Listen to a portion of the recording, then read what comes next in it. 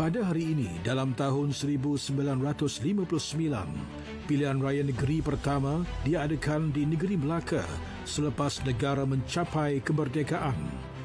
Sebanyak 20 kerusi Dewan Undangan Negeri DUN dipertandingkan dan akan direbut oleh 47 orang calon. Terdapat 4 parti politik yang bertanding pada kali ini, iaitu Parti Perikatan, Parti Islam Setanah Melayu PAS, Front Socialist dan Malayan Party.